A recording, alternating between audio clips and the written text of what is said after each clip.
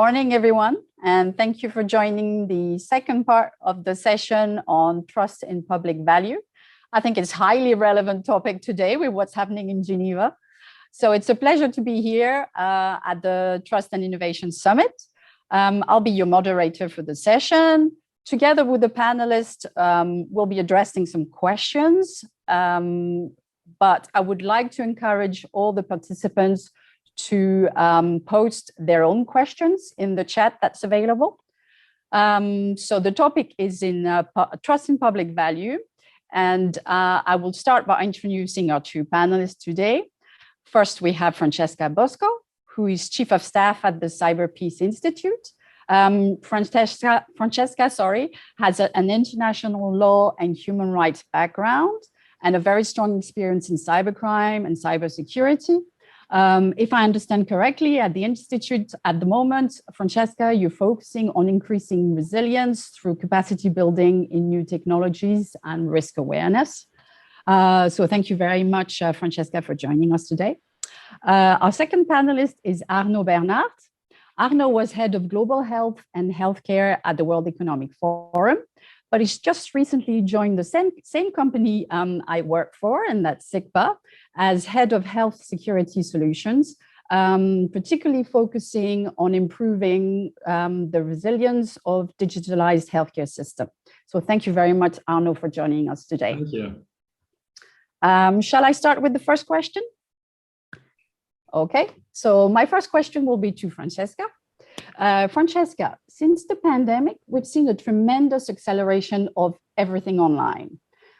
How is data and all digital shifting the role of government? In the previous keynote address, we heard Richard talk about the balance between controllership and leadership. What do you think were the challenges faced by governments with this rapid transformation? And what do you think are the opportunities that are emerging from this situation? Thank you so much for the invite, and thank you so much for the question. Actually, I think that we can even take, let's say, a step back in considering the last decades. So in the last decades, that has been a growing wave of public sector digitalization meant to improve service delivery channels with users. So I'm thinking, for example, many countries, they move to creating ad hoc, for example, agencies for digitalization, more at the central government level. And we've seen, for example, US Digital Service, Italian Agency for Digitalization, Australia Digital Transformation Agency, and definitely during the pandemic, let's say, also in terms of like seeing opportunities in what data and digitalization services can offer in the relationship with the citizens due to the remote working and due to the need, let's say, to move everything online. We've seen how many governments basically definitely stepped up their capabilities in terms of like increasing digitalization services, digitalization of services offered to citizens, and also how citizens can better interact with government and especially with essential services. So we see how this sort of like push toward digitalization represent an interesting and crucial shift in citizens and government relationship, because it fosters transparency, it allows for better accountability mechanism, and also it allows for better access to resources like essential services and stronger participation of citizens in society and also in democratic decision making. Clearly, as you very well said, that this also represents a challenge, and especially from, let's say, from the Cyber Peace Institute point of view, it represents a challenge because there might be issues related, for example, to inequality of access, impacting on accessing to essential services related to public administration and risk, for example, of leaving behind individuals who don't have the same access or the same technologies that are relevant and the skills to use them within the sort of like democratic active life. But then at the same time, they might also represent security challenges. And I would be happy to explore this further afterwards. But definitely, I mean, we can see how digitalization represents an opportunity, but a challenge as well, and how this challenge needs to be considered, let's say, since the very beginning. So basically what we are advocating is, first of all, to have a human-centric approach. So thinking about how these services can be impactful and helpful for the human beings, for the people, but also at the same time, also having something like security by design and by default in mind, because necessarily digitalization needs to be secure to ensure the democratic participation of all the population to the activity of the society and of the government. Okay, thank you very much. Talking about digitalization being secure, and from what we heard from Richard Arnaud, Richard mentioned data profiting a few private companies and not necessarily coming back to governments for public value, to create value. Do you think it's these specific solutions that we see everywhere that private companies are putting on the market that are at the moment driving citizens' expectations? Or is it first and foremost the citizens' wish to see their privacy and their data protected that's driving expectations? I would say it's probably a little bit of both. And when we talk about governments and private sector, I think we should not ignore the civil society role as a very, very important constituent to that ethical debate. I think all of the technologies are there. I mean, AI, robotics, IoT, nanotechnologies, biotech, material science, quantum computing, you name them, right? And they have evolved. They have been characterized by high degree of velocity in the past decade, and the scope of what is achievable and the system impact of what is possible is immense, right? Because you start combining those technologies, 2 or 3 of them to provide for a solution, and obviously data is at the core. Now, where the citizens, I think, need to be involved is in the debate about what the permissible use cases and what should not be permissible. And I think we need to rethink governance as we engage citizens in that debate, especially because they own the data more often than not, and they should own the data as part of the digital identity. So not only we need to understand how they grant access to those data, and it's less of a government discussion than an individual's discussion. And if I grant access to my data for dual use purposes, for instance, for doing clinical research, I need to understand that it's not going to be used beyond that particular use case. And that's where security needs to be applied, because I want to make sure that there is an IT infrastructure that's going to prevent that a private sector company is going to use this data outside of the field of use I authorize. And that's where I think, well, that's one of the reasons why I joined SIGPA, to be honest, because I'm totally convinced that the more use cases will develop, the more the need to protect identity, privacy, and the security in the use cases. But also I'm very interested in the ethical debate on agile governance, because solutions are emerging every day. Can I just comment on this? Because, well, thank you so much, Arnaud, because you mentioned civil society, and I'm happy. Let's say I did this. Let's say shift and jumped as well. You jumped into SIGPA and I jumped into the civil society. Let's say after many years at the UN and the World Economic Forum, I joined civil society because I really believe there's a role to play, let's say. And that's what we're trying to do with the Cyber Peace Institute. I think you mentioned a very important point. So it's not a matter of like, it's let's say it's a combination of both. On one hand is people's responsibility, and also on the other hand is the state responsibility. And more so, it's in my view a matter of knowledge and awareness.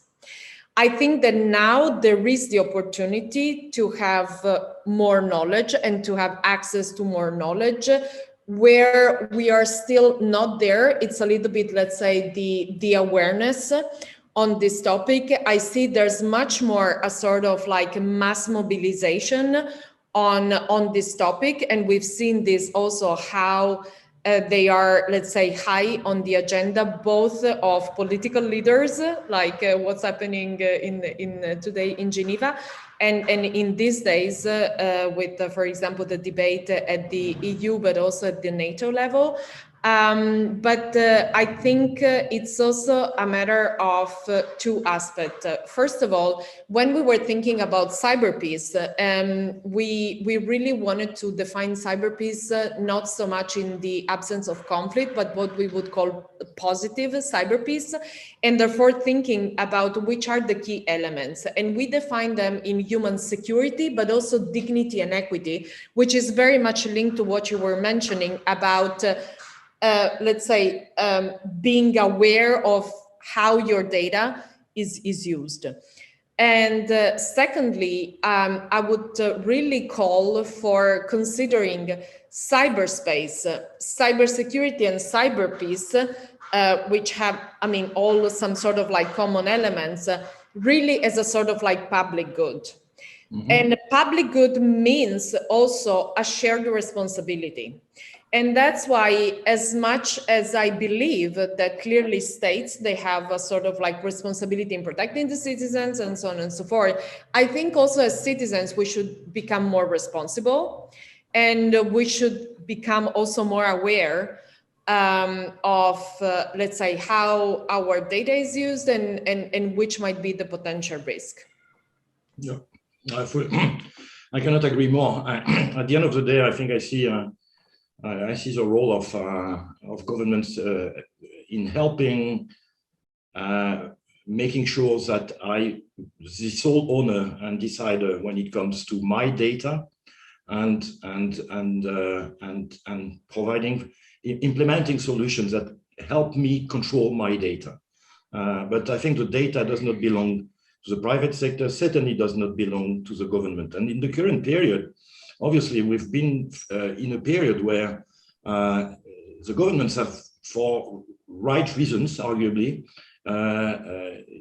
gained new technology power to control citizens, social distanciation measures, tracking, tracing, diagnosis, and measurement of the effectiveness of social distanciation and use. You know, we've seen face recognition on the wearing of masks. So, you know, people are getting very worried, and we have been in a period where the trust level in governments have probably decreased. In turn, the trust level in the private sector have probably increased, and this is obviously credit to vaccine innovation, the fact that Moderna, Pfizer, AstraZeneca, for the first time ever, they made public the clinical trial protocols and so on. So you've seen that trend. I think this is a little bit of a pendulum. I think we need to return to the middle, and that's where I'm a strong believer that it will happen in the co-design of solutions in public-private partnerships. And I think you mentioned a key point, which is the co-design, meaning that it's a very important aspect, because it's a little bit what I was mentioning before about the, let's say, security by design and by default, meaning that I see two, I mean, luckily, let's say, a sort of like shift, first of all, as I mentioned, in getting more, let's say, getting back some power also for the citizens and for civil society, because there's more knowledge, more awareness, and therefore also take back control. But also in terms of like trying to have a more active and responsive role when it comes to how we can work with governments. And one of the things that we were discussing is also the multi-stakeholder approach. And to me, multi-stakeholder approach doesn't mean simply consultations, but it means really, I mean, the way that we should see it is much more about exactly what you very well spotted. So the co-design of products, solutions, initiatives, because it's not just a matter of like proposing something and then getting, let's say, the opinion of civil society or of the private sector and so on, but it's much more to understand which are the clear needs that the different sectors have, and also which is the clear impact on society of certain technologies. And the healthcare is a perfect sector, I would say.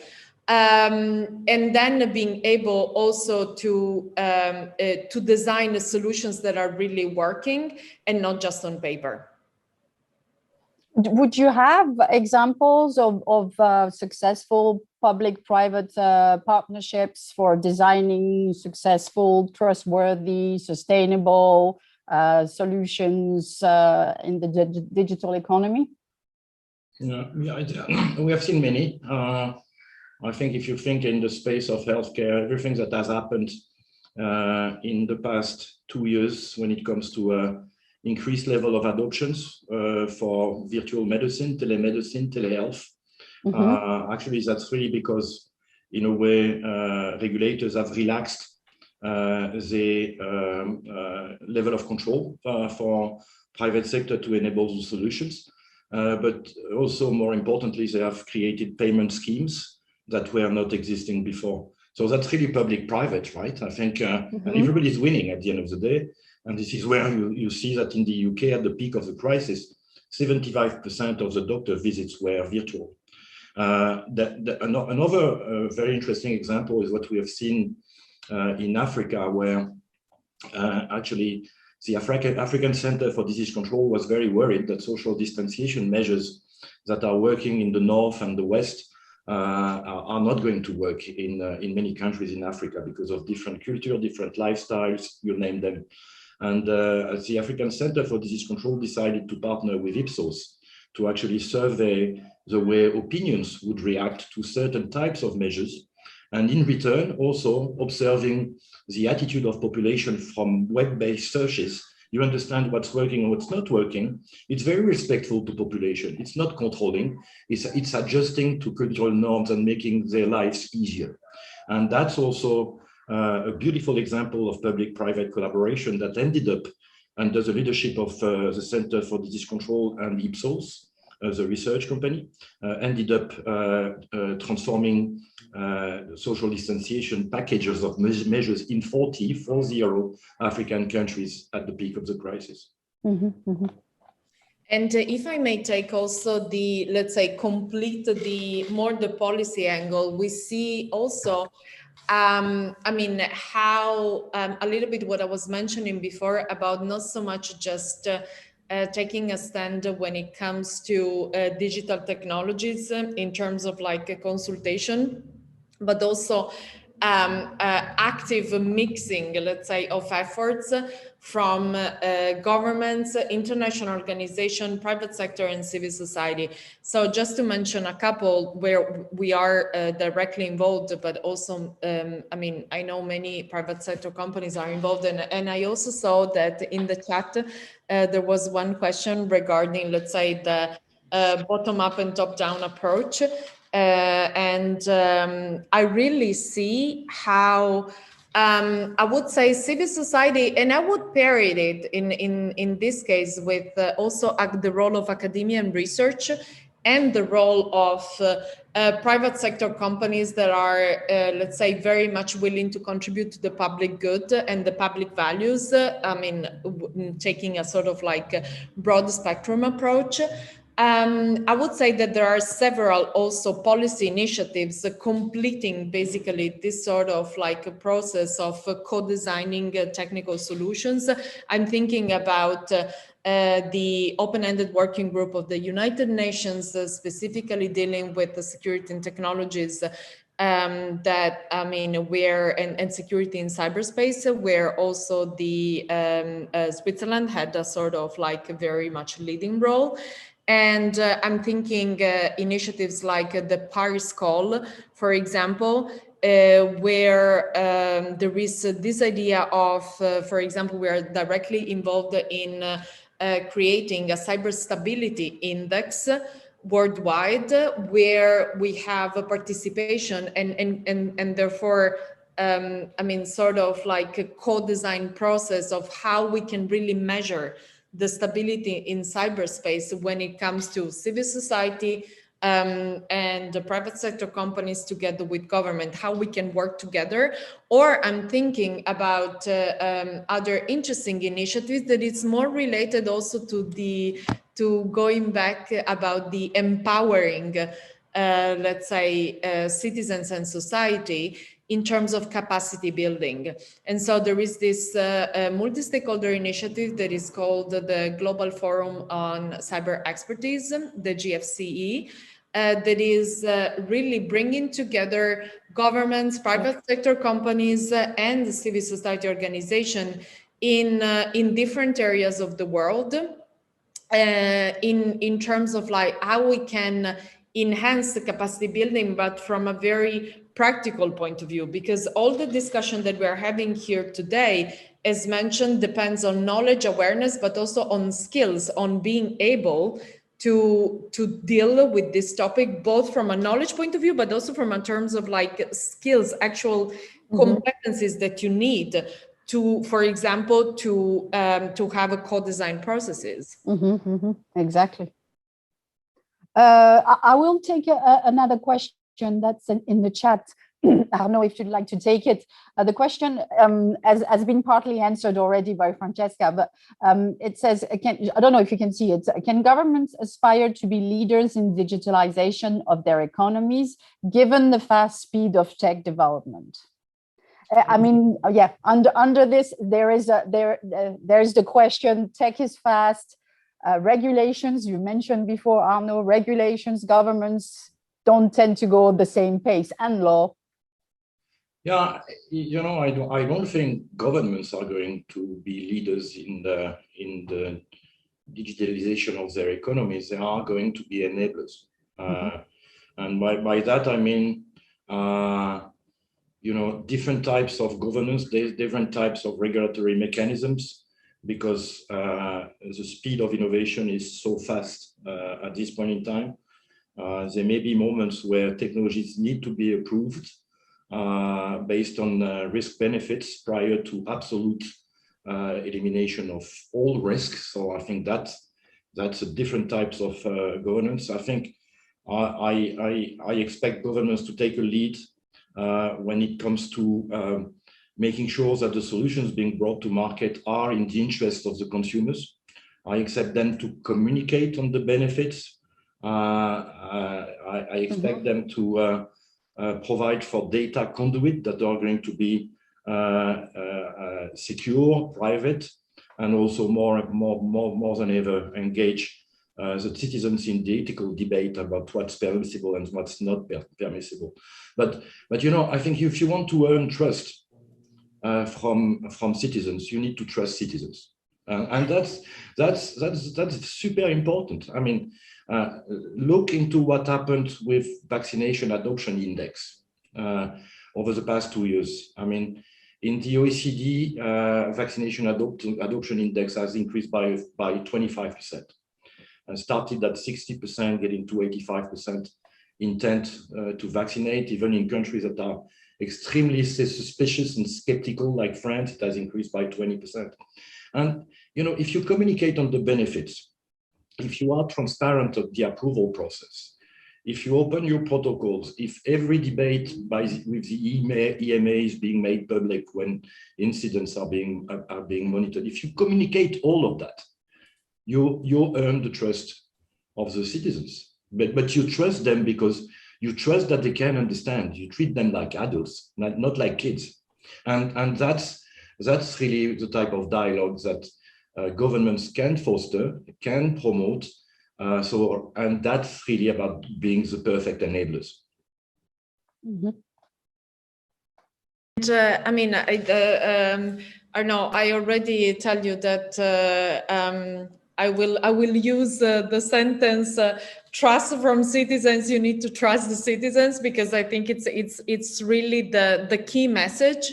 The other thing that I'm thinking is that, for example, at the Cyber Peace Institute, when we started, let's say when in crafting the idea of cyber peace, as mentioned before, as human security, dignity and equity, but also what it means concretely for people, and which is the responsibilities that the different actors in cyberspace have in ensuring a safe, open, and stable cyberspace, and what we would call a responsible behavior in cyberspace.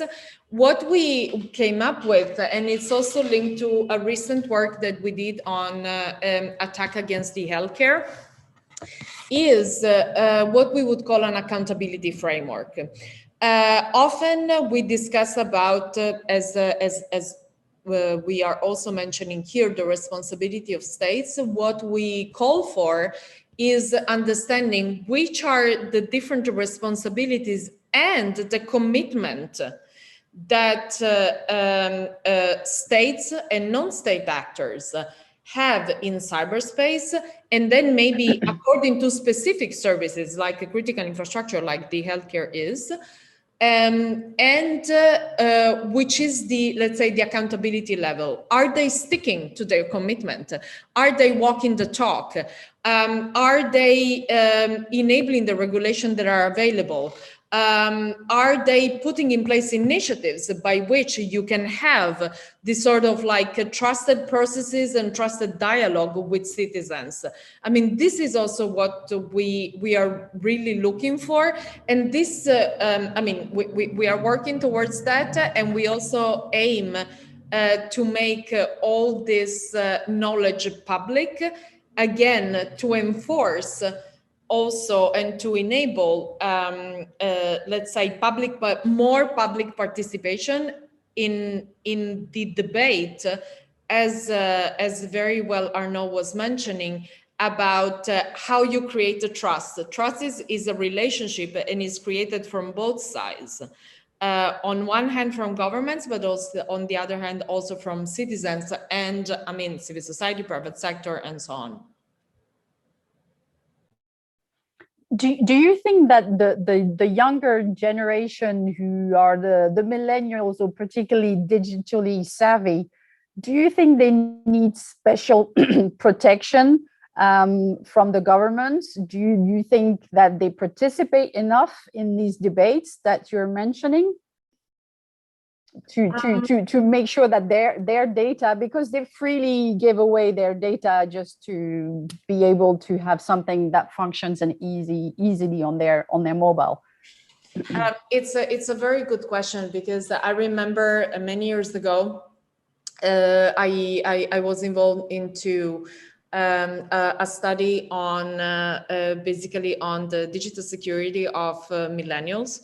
And it was interesting because the tools, so the survey that was created was not created by millennials. And some of the questions, and it was interesting because some of the questions were felt like a little bit odd by the respondents, because they simply don't have our same categories of thinking. And so they were kind of like taking for granted a lot of the services, tools, and also, let's say, data flows, I would say, that we, as not millennials, we have to think about, because we also live the other let's say, historical moment. And so I think it's a very good question. I slightly disagree on the fact that there is a digital illiteracy there, meaning that I think, well, clearly with all the distinctions that are needed, that millennials are very much tech savvy and also digital savvy. Clearly, I mean, according, let's say, to different situation in the different local context. I think they are a super important voice to consider. And I see many initiatives, to be honest, coming both from governments and as governments, I mean all the different structure within the governments. I'm thinking like Ministry of Education, and also initiatives in terms of like social participation and so on and so forth, but also from private sector companies that are investing much more on the younger generation from a tech, digital, and also cyber point of view. I really see many different initiatives. Again, I think we need to join forces, to be totally honest, because initiatives are there. They need to be known and they need to be disseminated. And I remember when I started working on cyber, I always say I started working on cyber many years ago when cyber was not sexy, let's say, was not a topic that was interesting for people to discuss. Nowadays, it's definitely much more.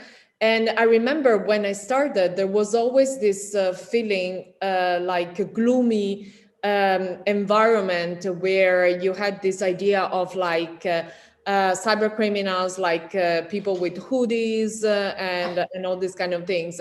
I mean, luckily now we know that it's slightly different, but also I've seen also a shift in having a narrative that is very much focusing on threat and risk and I mean worrisome situations, also more in terms of like which are the opportunities. Cybersecurity and cyber peace needs to be considered opportunities, not let's say a cost that you need to add at the end of your budget, but instead it's an opportunity as an enabler. And this is also why it's so important to engage and involve directly all the part of the society, including, for example, millennials.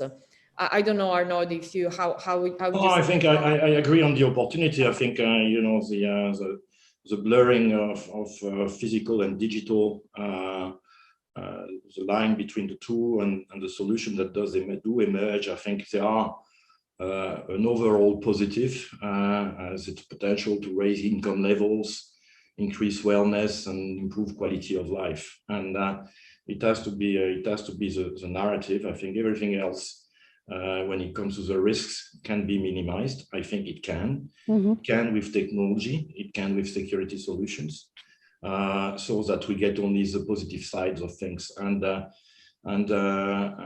you know, we need to also respect the fact that there are fears, and we need to engage into the public debate when fears do emerge. And you know, there will be disruption in the labor market, the need to retrain mid-career.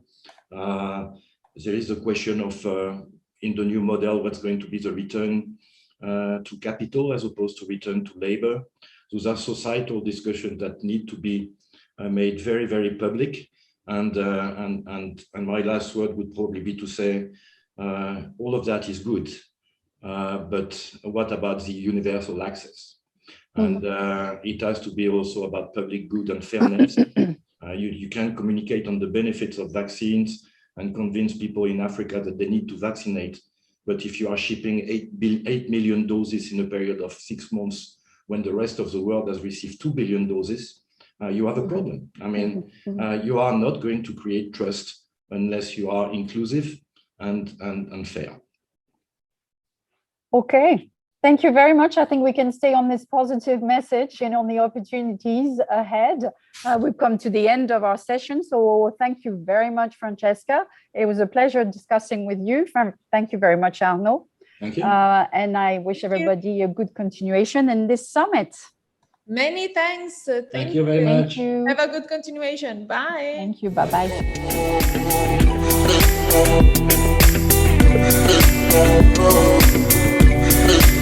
Oh,